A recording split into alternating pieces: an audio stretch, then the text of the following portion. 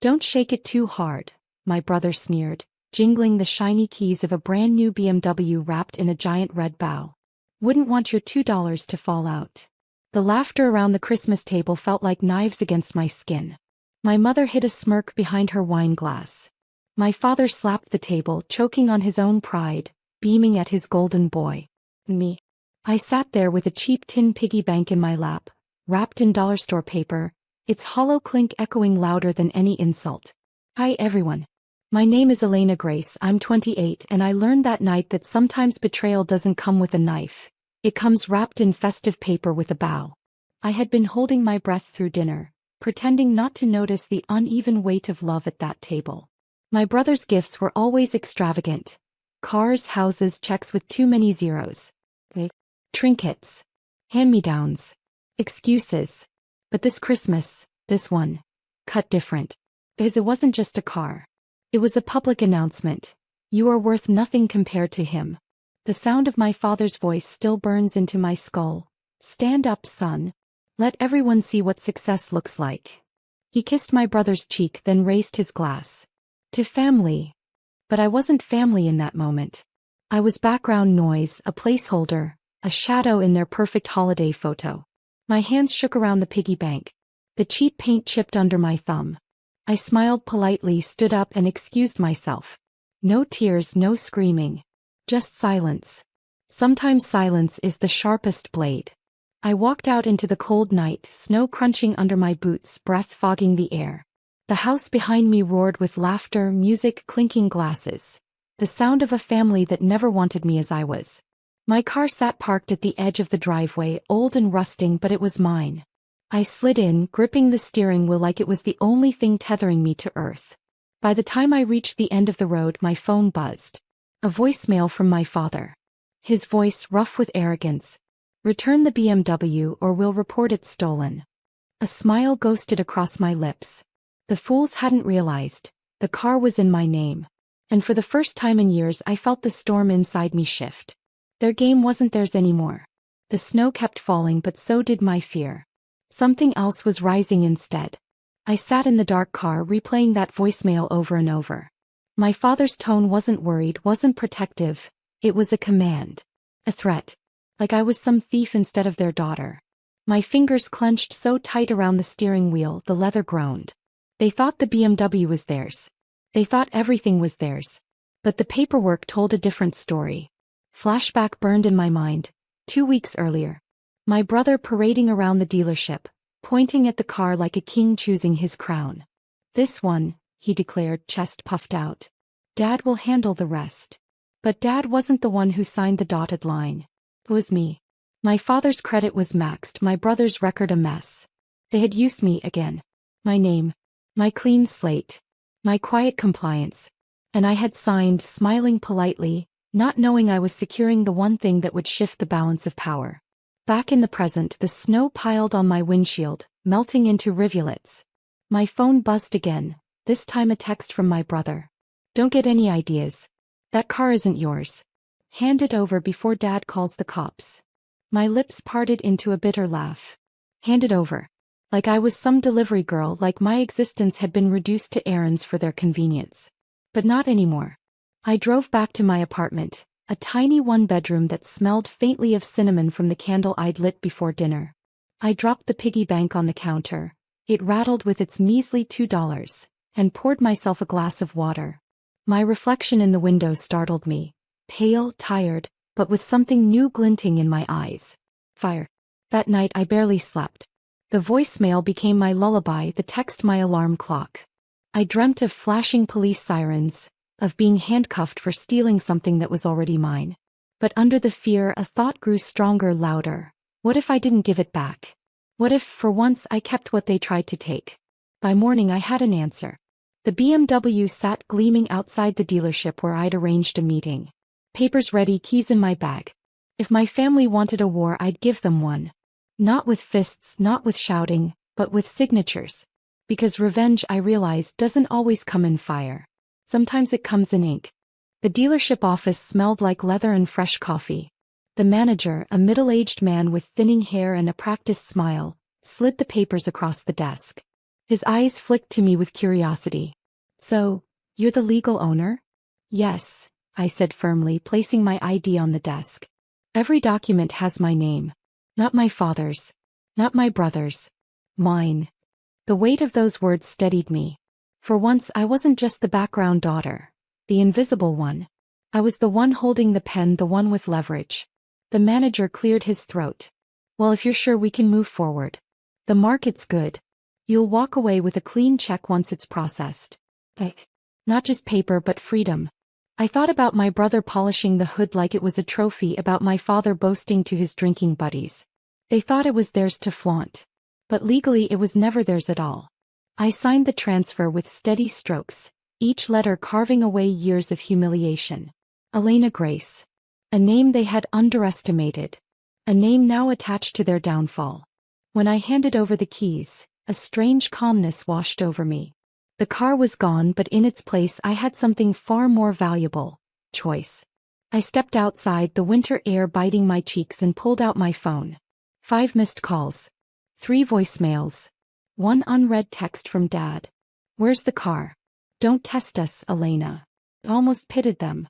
They had no idea that while they were busy mocking me over a $2 piggy bank, I was cashing out the very thing they worshipped.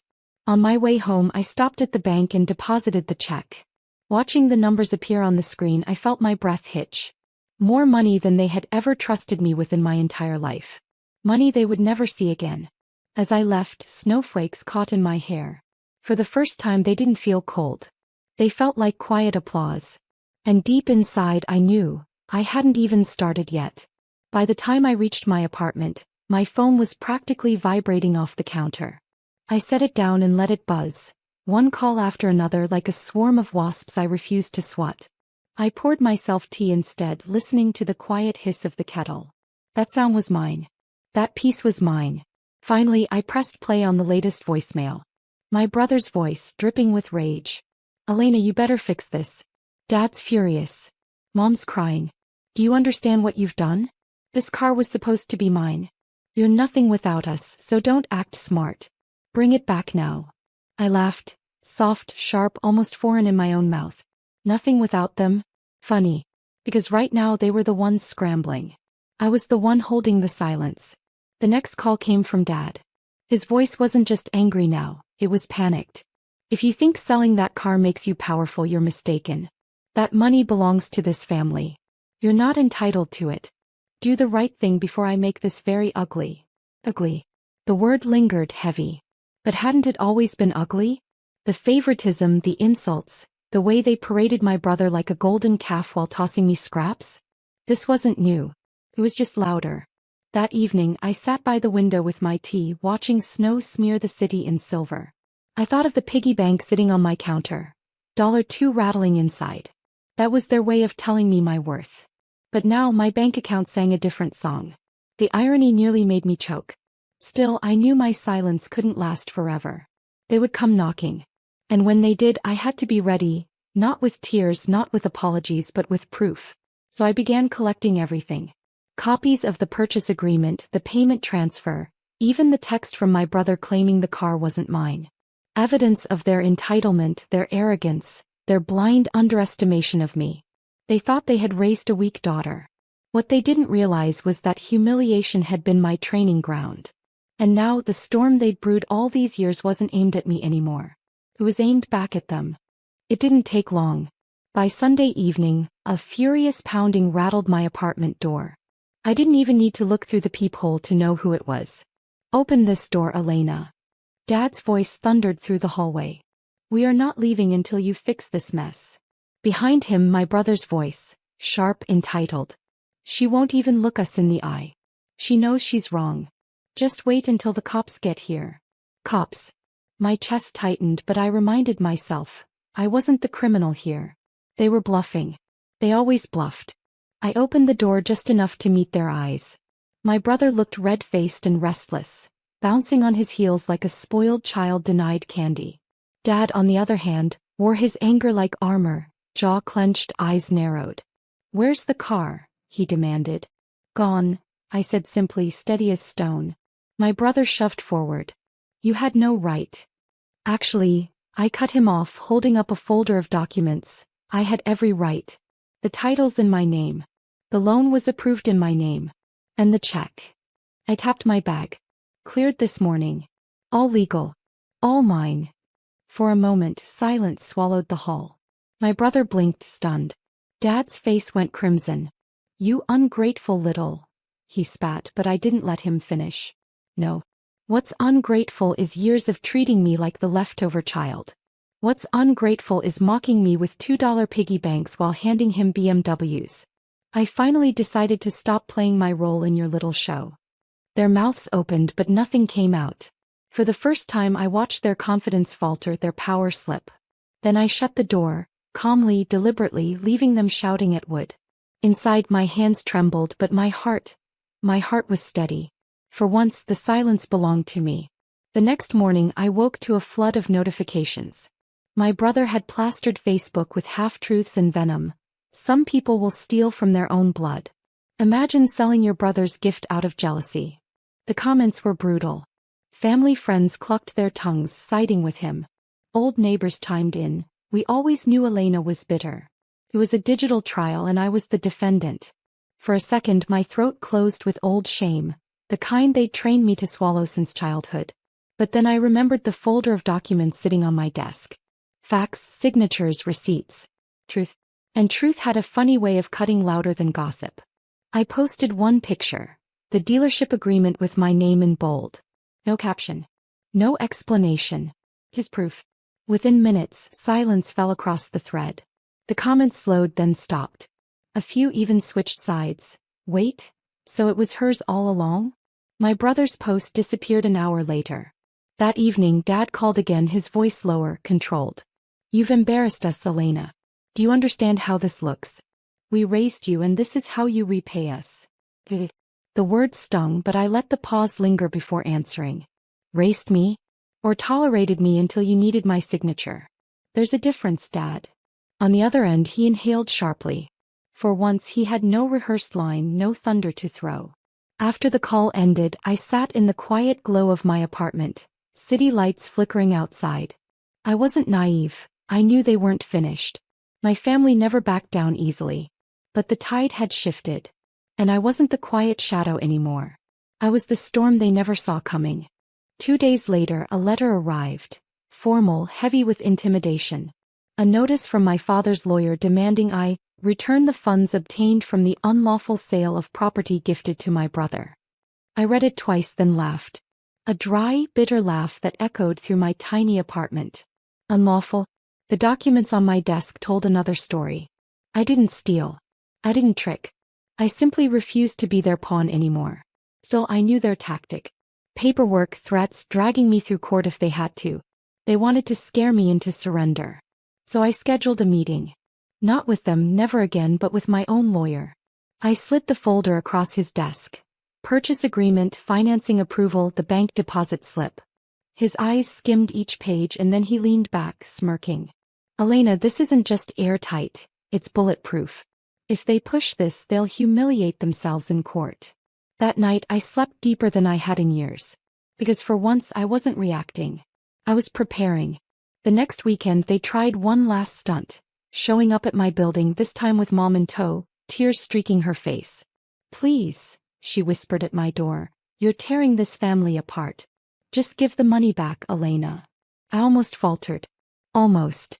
But then I remembered her smirk behind that wine glass on Christmas night. The way she had laughed when I unwrapped that piggy bank.